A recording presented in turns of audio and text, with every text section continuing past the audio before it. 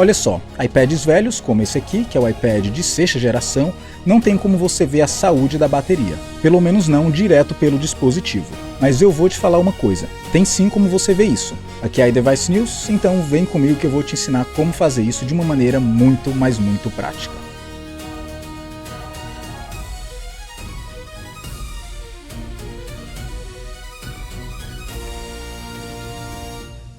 Apenas como referência aqui no meu iPhone, se você vem em ajustes, depois vem em bateria e rola aqui para baixo até encontrar a saúde da bateria, você encontra todas as suas informações necessárias, como capacidade máxima, número de ciclos e até mesmo data de fabricação e primeiro uso.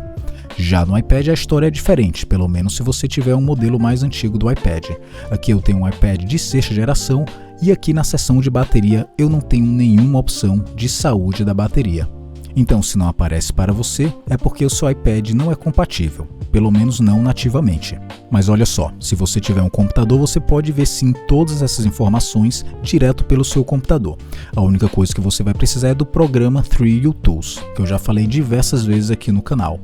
Então o que você vai fazer? Você vai entrar no link que eu estou deixando aqui na descrição e no comentário desse vídeo e você vai baixar a ferramenta para o seu sistema operacional. Ele funciona tanto no Windows quanto no Mac e também no Linux. Eu já tenho o programa instalado na minha máquina, então claro, eu não vou precisar reinstalar ele. Mas de qualquer forma você instala e depois que você instalar, você reinicia o seu computador. Depois de reiniciar a sua máquina, você vai normalmente executar ele. E claro, você vai plugar o seu iPad no cabo.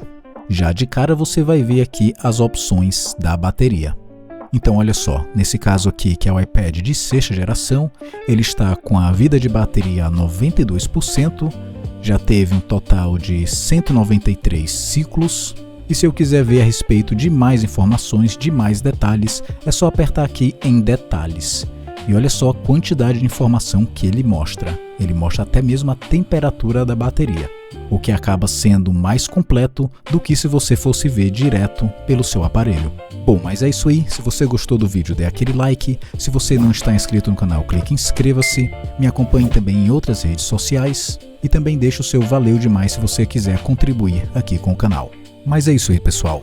Aqui foi a iDevice News.